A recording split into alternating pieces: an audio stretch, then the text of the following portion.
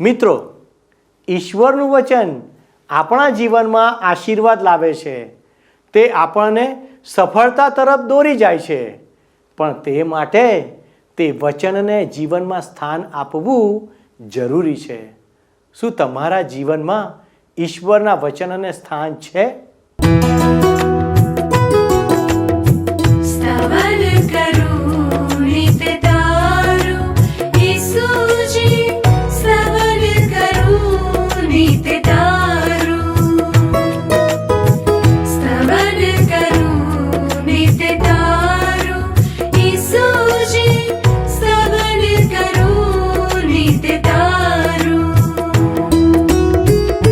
आज सवारे साद सुनी तो महिमा करूं प्रभु तारो, महिमा करूं प्रभु तारो, स्तवन करूं नित तारो.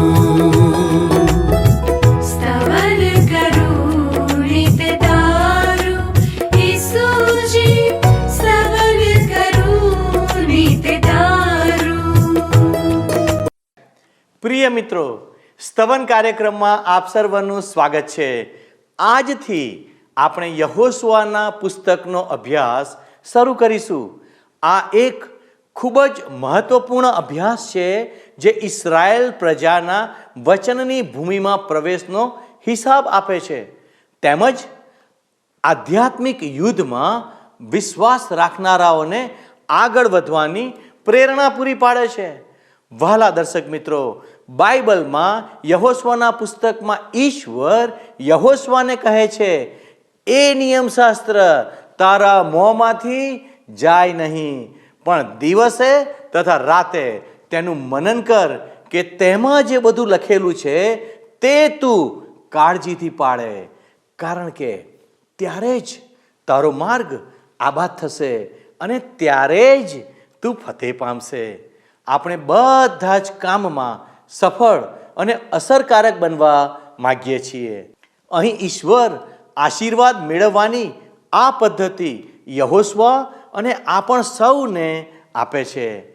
આ સમયે આપ સૌ સ્તવન કાર્યક્રમ જોઈ રહ્યા છો અને આપ સૌનું આ કાર્યક્રમમાં હું હાર્દિક સ્વાગત કરું છું. વહાલા દર્શક મિત્રો, આ એક વિશિષ્ટ કાર્યક્રમ છે. તે મનુષ્યના દાર્શનિક જ્ઞાન પર આધારિત નથી, પણ આ સૃષ્ટિના સર્જનહાર સર્વશક્તિમાન ઈશ્વરના શબ્દ પર આધારિત કાર્યક્રમ છે. કારણ કે માત્ર એ જ સત્ય છે. જે વ્યક્તિ આ સત્યને પ્રાપ્ત કરે છે તે તેના આશીર્વાદથી ક્યારેય વંચિત રહેશે નહીં. આ કાર્યક્રમમાં આપણે બાઇબલના દરેક પુસ્તકનો અભ્યાસ કરી રહ્યા છીએ અને આપણા અંગત જીવન માટે પરમેશ્વરના હેતુઓ જાણવાનો પણ પ્રયત્ન કરી રહ્યા છીએ. બાઇબલના શિક્ષણથી વિશ્વમાં મોટી અસર થઈ છે. તેના શિક્ષણની અસર ગરીબ, તવંગર, અશિક્ષિત, શિક્ષિત, રાજા, પ્રજા, દુઃખી, સુખી સર્વ લોકોને થઈ છે.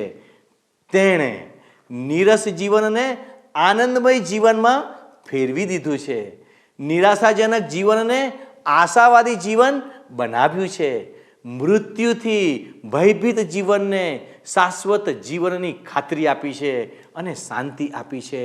તે શાંતિ વિશ્વ ક્યારેય આપી શકશે નહીં, પણ માત્ર સાચા અને જીવંત ઈશ્વર જ આપી શકે.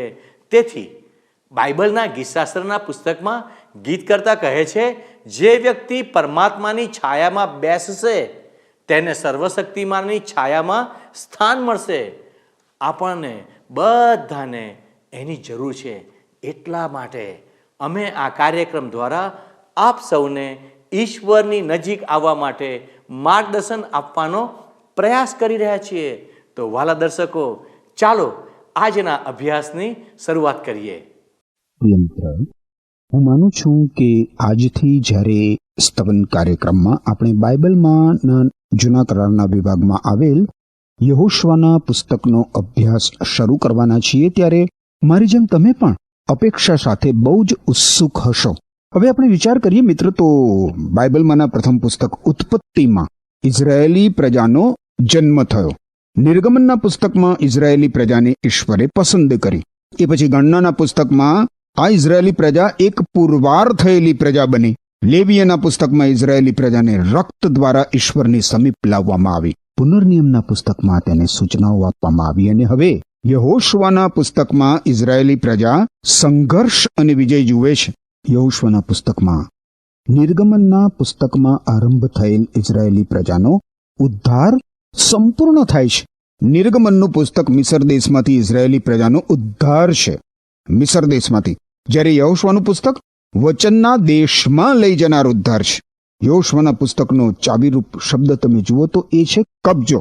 ઈશ્વરે પોતાની ઇઝરાયેલી પ્રજાને બિનશરતી રીતે વચનનો દેશ આપ્યો હતો. ઈશ્વરે ઇબ્રાહીમને ઉત્પત્તિના પુસ્તકના 17મા અધ્યાયની 8મી કલમમાં શું કહ્યું હતું એ તમે જુઓ.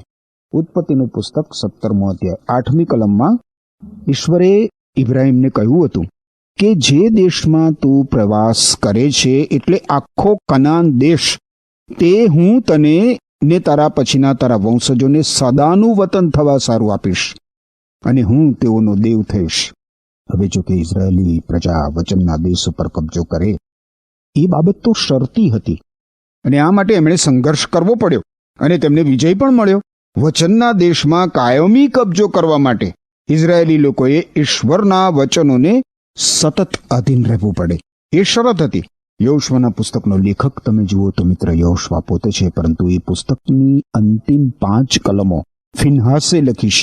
યહોશુઆ મૂસાનો અનુગામી હતો અને તે એક મહાન સેનાપતિ હતો. મિસર દેશમાં એક ગુલામ તરીકે એ જન્મ્યો હતો. મિસરમાંથી બહાર નીકળતી વખતે એની ઉંમર 40 વર્ષની હતી, અને મૂસાના અનુગામી તરીકે જ્યારે એણે પદાધિકાર પ્રાપ્ત કર્યો ત્યારે એની ઉંમર 80 વર્ષની હતી, અને એ 110 વર્ષની ઉંમરે મૃત્યુ પામ્યો. આ યહોશુઆના નામનો અર્થ થાય યહોવા ઉગારે છે. યહોવા ઉગારે છે. અને આ શબ્દનો નવા કરારમાં અર્થ થાય ઈસુ. યહોશુઆ એટલે ઈસુ. યહોશુઆના પુસ્તકના પ્રથમ અધ્યાયનો વિષય છે યહોશુઆનું પદ ધારણ કરવું. ઈશ્વર જાતે યહોશુઆને અંગત રીતે એના સેવા કાર્યની સોંપણી કરે છે. તમે મિત્ર, જો તમારી પાસે બાઇબલ હોય તો કૃપા કરીને તમારી સમક્ષ ખુલ્લું કરો. યહોશુઆનું પુસ્તક 1લો અધ્યાય 1લી કલમ મારી સાથે સાથે જુઓ. અહીંયા લખ્યું છે, હવે યહોવાના સેવક મૂસાના મરણ પછી એમ થયું કે નૂનના દીકરા યહોશુઆને એટલે મૂસાના સહાયકારીને યહોવાએ કહ્યું. હવે પ્રથમ જે શબ્દ છે હવે, 1લી કલમનો પ્રથમ શબ્દ છે ને હવે, એ ખરેખર તો અને શબ્દ તરીકે અનુવાદિત થયો હોવો જોઈએ. અને શબ્દ પુનર્નિયમના 34મા અધ્યાયને આ યહોશુઆના 1લા અધ્યાય સાથે જોડે છે, જે દર્શાવે છે કે પુનર્નિયમનો 34મો અધ્યાય યહોશુઆ દ્વારા લખાયેલો હતો. હવે બીજી કલમ જુઓ. મારો સેવક મૂસા મરી ગયો છે, માટે હવે તું તથા આ સર્વલોક ઉઠો, ને જે દેશ હું તેઓને એટલે ઇઝરાયેલ પુત્રોને આપું છું તેમાં આ યર્દન ઉતરીને જાઓ. ઈશ્વર યહોશુઆને આ પ્રમાણે કહેશે, મારો સેવક મૂસા મરી ગયો છે. આપણે જોઈ ગયા છીએ મિત્ર કે ઇઝરાયેલી પ્રજાને વચનના દેશમાં પ્રવેશ કરાવવા માટે મૂસા અનિવાર્ય વ્યક્તિ નહોતો. મૂસા નિયમનો પ્રતિનિધિ હતો, અને નિયમ આપણો ઉદ્ધાર કરી શકે એમ નથી. નિયમ પ્રહાર કરનાર બાબત છે, પ્રગટ કરનાર બાબત છે, એ ઉદ્ધારક નથી. નિયમ બતાવે છે કે આપણે પાપી છીએ. નિયમ ક્યારેય ઉદ્ધારક નહોતો. મૂસા નિષ્ફળ ગયો, અને એટલે એ ઇઝરાયેલી પ્રજાને વચનના દેશમાં પ્રવેશ કરાવી શક્યો નહીં. સમસ્યા એટલે નિયમની નહોતી મિત્ર, સમસ્યા મૂસાની પોતાની હતી, અને એ જ પ્રમાણે સમસ્યા ઈશ્વરની નથી હોતી મિત્ર, આપણી હોય છે. આપણી નિયમ દર્શાવે છે કે આપણે ઈશ્વરના મહિમાથી અધૂરા છીએ. ઈશ્વર કહે છે, મારો સેવક મૂસા મરી ગયો છે, માત્ર ઈસુ ખ્રિસ્ત આપણા ઉદ્ધારક, આપણા યહોશુઆ આપણને આશીર્વાદના સ્થાનમાં પ્રવેશ કરાવી શકે મિત્ર. આ કલમ કહે છે કે વચનનો દેશ ઇઝરાયેલી પ્રજાને આપવામાં આવ્યો હતો. વચનના દેશની માલિકી ઇઝરાયેલી પ્રજા માટે બિનશરતી હતી. ઈશ્વરે ઇબ્રાહીમને અને તેના સંતાનોને એ દેશ આપવાનું વચન આપ્યું હતું. હવે ત્રીજી કલમ જુઓ. મેં મૂસાને કહ્યું, તેમ જે ઠેકાણું તમારા પગ નીચે આવશે તે દરેક મેં તમને આપ્યું છે. ઈશ્વર આ પ્રમાણે કહે છે ઇઝરાયેલી પ્રજાને યહોશુઆની મારફતે. વચનનો દેશ ઈશ્વરે ઇઝરાયેલી પ્રજાને આપ્યો છે. એ દેશની જેટલી ધરતી પર ઇઝરાયેલી લોકોનો પગ પડે એ બધી જ ધરતી એ લોકોની થવાની હતી. હવે આની સાથે આપણે સરખામણી કરીએ તો એફએસી લોકોને લખેલો પત્ર છે બાઇબલમાં નવા કરારના વિભાગમાં. એમાં તમે પહેલા અધ્યાયની 3જી કલમ જુઓ તો લખવામાં આવ્યું છે કે આપણા પ્રભુ ઈસુ ખ્રિસ્તના પિતા ઈશ્વરનો આભાર માનો, કારણ કે તેમણે આપણને સ્વર્ગીય દુનિયામાં દરેક આત્મિક ભેટ આપીને ઈસુ ખ્રિસ્ત સાથેના આપણા સંબંધમાં આપણને આશીષ આપી છે. દુઃખની વાત એ છે મિત્ર કે ઘણા ઓછા વિશ્વાસીઓ એમના માટે ઉપલબ્ધ એવા આત્મિક આશીર્વાદો મેળવતા નથી. જો કે ઈશ્વરે ઇઝરાયેલી પ્રજાને વચનનો દેશ આપ્યો અને એમ છતાં આ ઇઝરાયેલી લોકોએ પૂરેપૂરી ધરતી કબજે કરી નહીં. હકીકતમાં તો બહુ જ ઓછી ધરતી ઇઝરાયેલી લોકોએ કબજે કરી. ઇઝરાયેલી પ્રજાની જેમ આજે મોટા ભાગના વિશ્વાસીઓ એમના માટે ઉપલબ્ધ કરવામાં આવેલ આત્મિક આશીર્વાદો મેળવતા હોતા નથી મિત્ર. યહોશુઆનું પુસ્તક આપણને કહેશે કે આપણે કઈ રીતે ઈશ્વરના આશીર્વાદો પ્રાપ્ત કરી શકીએ. વિશ્વાસી જીવનમાં મિત્ર સંઘર્ષ રહેલો હોવાના કારણે એફએસી લોકોને લખેલા પત્રના 6 અધ્યાયમાં આપણને કહેવામાં આવ્યું છે કે આપણે બધા જ આત્મિક શસ્ત્રો સજી લેવા જોઈએ. ઈશ્વર જે આત્મિક શસ્ત્રો આપે છે એ બધા શસ્ત્રો આપણે સજી લેવા જોઈએ, કારણ આપણી સામે યુદ્ધ કરનાર આપણો આત્મિક શત્રુ શૈતાન એ ચૂપ બેસતો નથી. તમે જુઓ એફએસી લોકોને લખેલા પત્ર 6 અધ્યાય 12મી કલમમાં કહ્યું છે, આપણે માનવીઓની વિરુદ્ધ લડાઈ કરતા નથી, પણ સ્વર્ગીય દુનિયામાં જે દુષ્ટ આત્મિક સત્તાઓ છે, એટલે અધિકારીઓ, અધિપતિઓ અને અંધકારની શક્તિઓ, તેમની સામે લડીએ છીએ.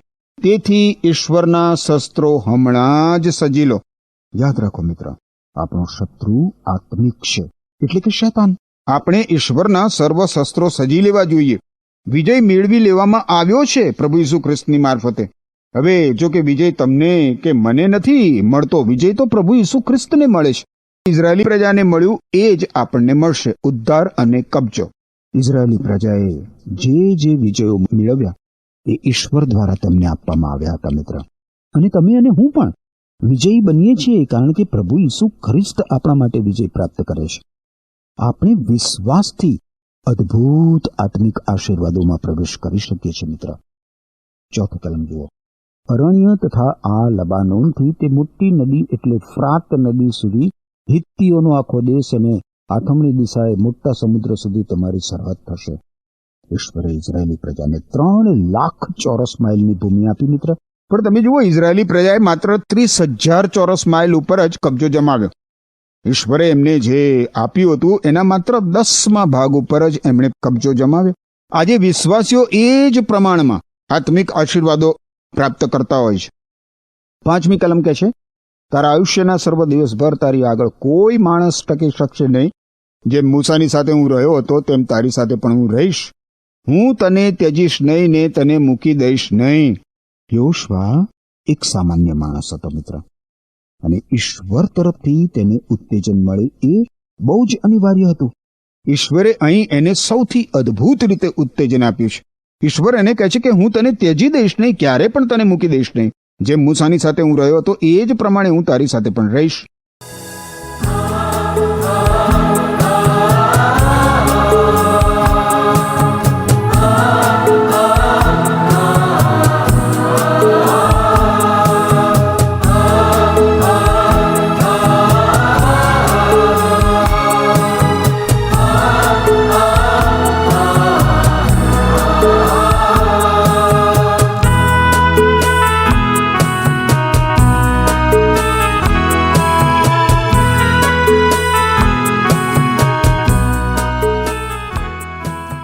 છઠ્ઠી અને 7મી કલમ. બળવાન તથા હિંમતવાન થા, કેમ કે આ લોકોને જે દેશ આપવાને મેં તેઓના પૂર્વજોની આગળ સમ ખાધા હતા તેનું વતન તું તેઓને પ્રાપ્ત કરાવશે. પણ મારા સેવક મૂસાએ જે સર્વ નિયમો તને ફરમાવ્યા તે પ્રમાણે સંભાળીને કરવા સારું બળવાન તથા બહુ જ હિંમતવાન થા.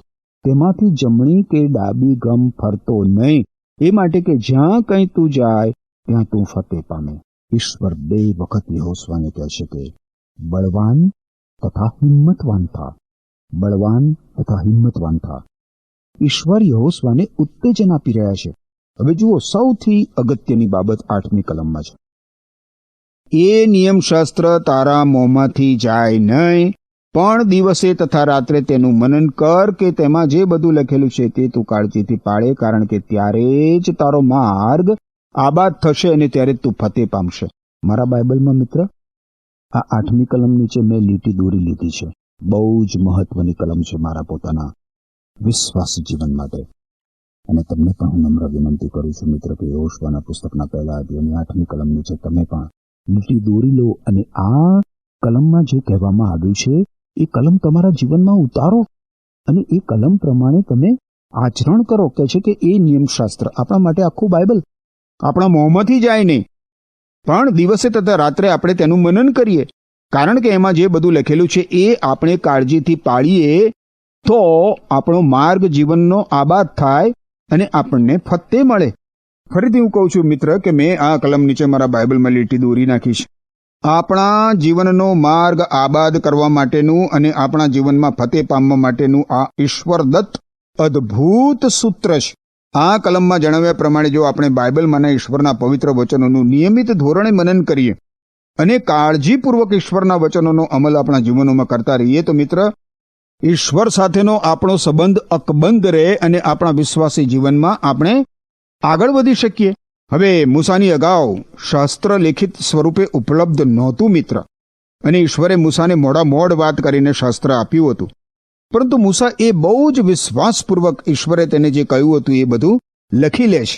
અને એટલે યહોશુઆ અને ઇઝરાયેલી પ્રજા માટે બાઇબલના પ્રથમ 5 પુસ્તકો ત્યારે ઉપલબ્ધ હતા ઓળિયાના સ્વરૂપમાં. વચનના દેશમાં ઇઝરાયેલી પ્રજા પ્રવેશ કરે એ માટે તેમને જાણવા યોગ્ય સર્વ બાબતો ઈશ્વરે આપી હતી.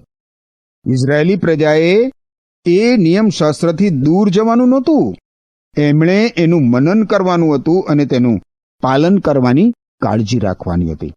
9મી કલમ, શું મેં તને આજ્ઞા આપી નથી? બળવાન તથા હિંમતવાન થા, ભયભીત ન થા ને ગભરાતો નહીં, કારણ કે જ્યાં કંઈ તું જાય છે ત્યાં તારો દેવ યહોવા તારી સાથે છે. આ કલમ નીચે પણ મિત્ર તમે લીટી દોરી લઈ શકો છો. ઈશ્વર તમને અને મને આજે અદ્ભુત વચન આપે છે કે જ્યાં કંઈ તું જાય છે ત્યાં તારો દેવ યહોવા તારી સાથે છે. એ તને કદી મૂકી નહીં દે, તને કદી ત્યજી નહીં દે. મિત્ર ખાતરી રાખો, ખાતરી રાખો. જો તમે પ્રભુ ઈસુ ખ્રિસ્તની મારફતે સત્ય સનાતન એકમાત્ર જે જીવંત અને પવિત્ર ઈશ્વર છે એમની સાથે સીધા સંબંધમાં આવ્યા છો તો ઈશ્વર તમને આજે કહે છે કે તમે બળવાન થાઓ, હિંમતવાન થાઓ, ગભરાશો નહીં, ભયભીત ના થશો, કારણ કે જ્યાં કંઈ તમે જાઓ છો ત્યાં તમારો દેવ યહોવા તમારી સાથે છે. હવે યહોશુઆએ એક હાથમાં ઈશ્વરના વચનો રાખવાના હતા અને બીજા હાથમાં તલવાર રાખવાની હતી. એણે વિશ્વાસથી આગળ વધવાનું હતું. ઈશ્વર એને બળવાન તથા હિંમતવાન થવા માટે ફરીથી પ્રોત્સાહન આપે છે.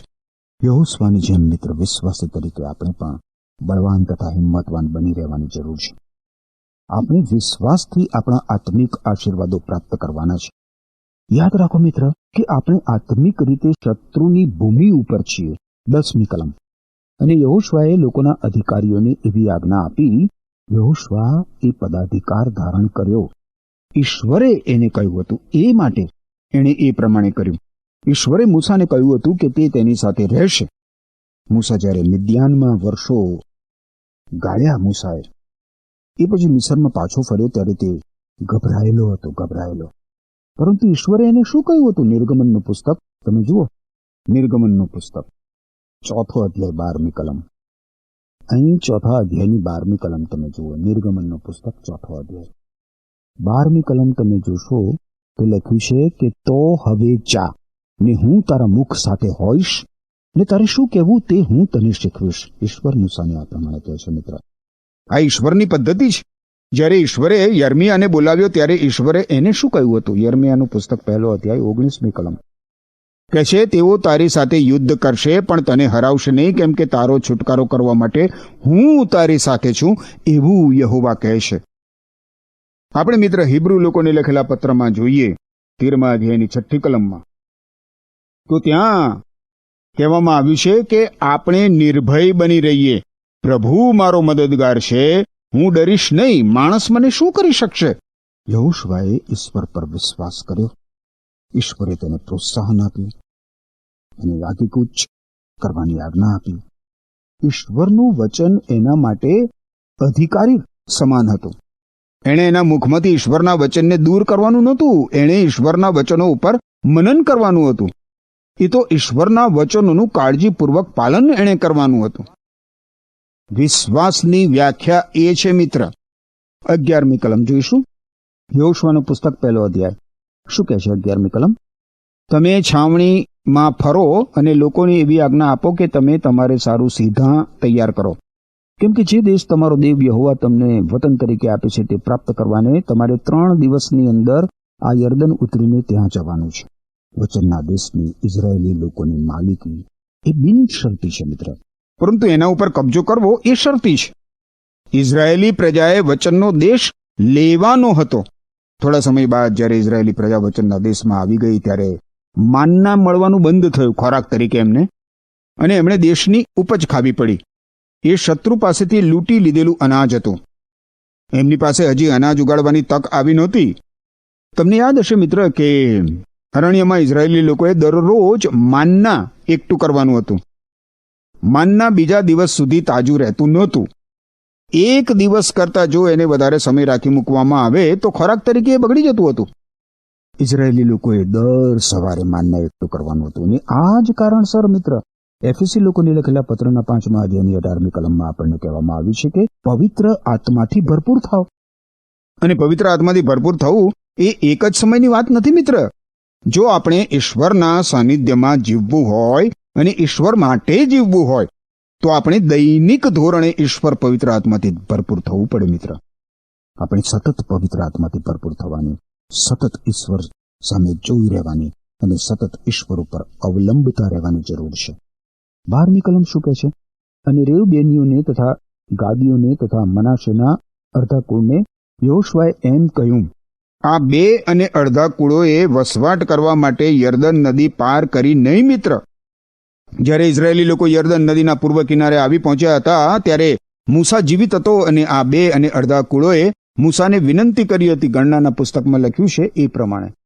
ગણનાનું પુસ્તક 32મો અધ્યાય 1 થી 5 કલમ. હવે રેવબેનના પુત્રો તથા ગાદના પુત્રોની પાસે ઘણા ઢોર ઢાંક હતા અને તેઓએ યાઝેરનો દેશ તથા ગિલિયાદનો દેશ જોયો કે જગા ઢોરને માટે અનુકૂળ જગા છે.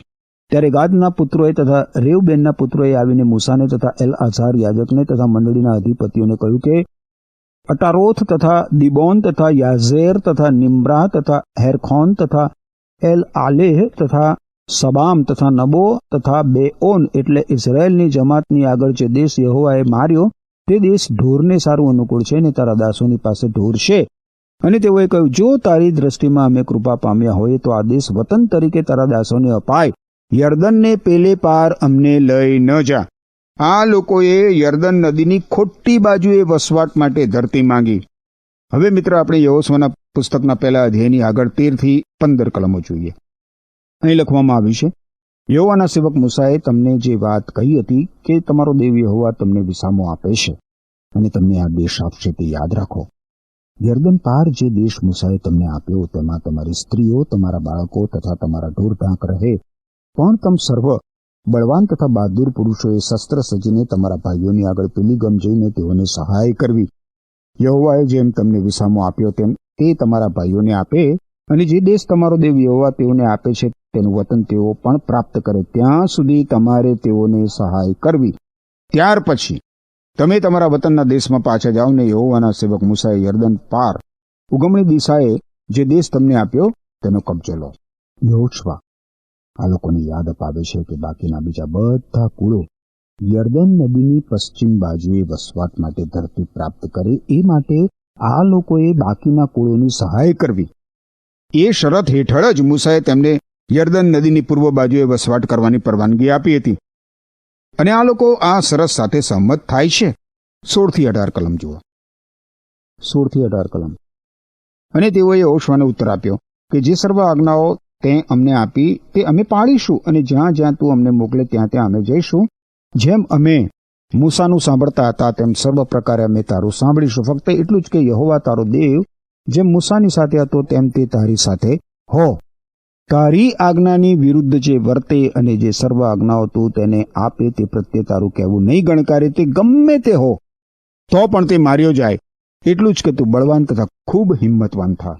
કોઈને પ્રશ્ન થાય કે આ 2 અને અડધા કુળ યર્દન નદીની પૂર્વ દિશામાં વસવાટ કરે એમાં ખોટું શું છે?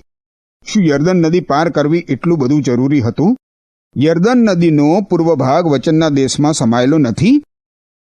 યર્દન નદી પાર કરવી મિત્ર એ પ્રભુ ઈસુ ખ્રિસ્તના મૃત્યુ અને મૃત્યુમાંથી સજીવન થવાની હકીકતના ચિહ્ન રૂપે હતું. યર્દન નદી પવિત્રીકરણની ઉપમા છે.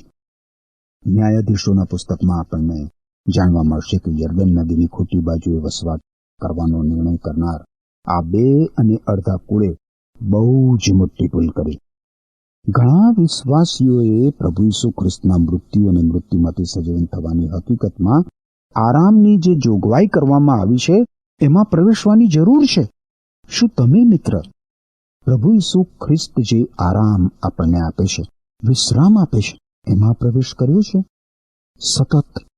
સતત પ્રભુ ઈસુ ખ્રિસ્તને આધીન થવાથી મિત્ર, ઈશ્વરના પવિત્ર વચનોને આધીન થવાથી તમે પણ એ વિશ્રામમાં પ્રવેશ કરી શકો છો.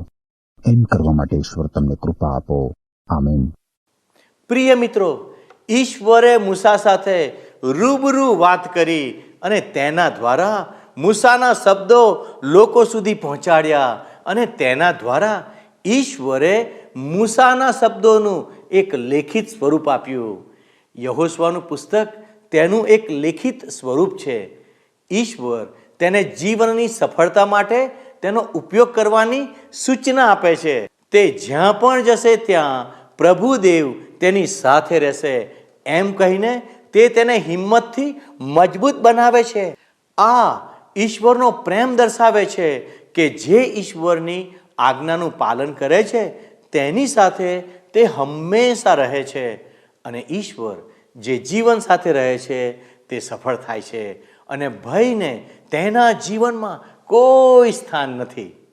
એટલા માટે મિત્રો, જો તમે ગમે તે પરિસ્થિતિમાંથી પસાર થઈ રહ્યા હો તો તેના માટે તમારી બુદ્ધિનો ઉપયોગ ન કરો, પરંતુ ઈશ્વરના વચન દ્વારા યોગ્ય માર્ગદર્શન મેળવો અને યોગ્ય નિર્ણય લો, જેથી તમે સફળ થઈ શકો. ઈશ્વરે લખેલું વચન સંપૂર્ણપણે આપણી સામે છે. જો તમે આ દુનિયામાં વ્યવસ્થિત અને સફળ જીવન જીવવા ઈચ્છતા હોય તો બાઇબલ તમારા આખા કુટુંબ માટે ઉપલબ્ધ છે. તેની સાથે મળીને તેનો અભ્યાસ કરો. જ્યારે તમે શબ્દના જ્ઞાન અને સંગતમાં આગળ વધશો ત્યારે ઈશ્વર સદાય તમારી સાથે રહેશે. સ્તવન કાર્યક્રમ મારફતે તમને આ અંગે માર્ગદર્શન મળી રહેશે. અમારી પ્રાર્થના છે કે આ કાર્યક્રમ તમને પરમેશ્વરના શબ્દોની રહસ્યમય બાબતો સમજવામાં મદદ કરે. ઈશ્વર આપને આશીષ આપો. આમેન. મિત્રો, ગત કાર્યક્રમના પ્રશ્નોનો જવાબ છે મૂસાનું ગીત. આજનો પ્રશ્ન છે, યહોશુઆનો અર્થ શું થાય છે?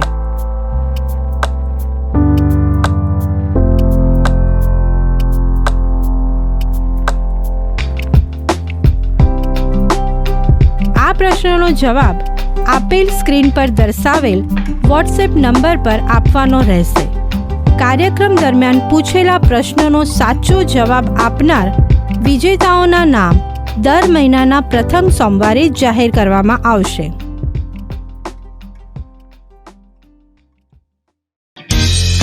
શું તમને આ કાર્યક્રમ ગમ્યો? અત્યારે જ અમને મિસ કોલ કરો.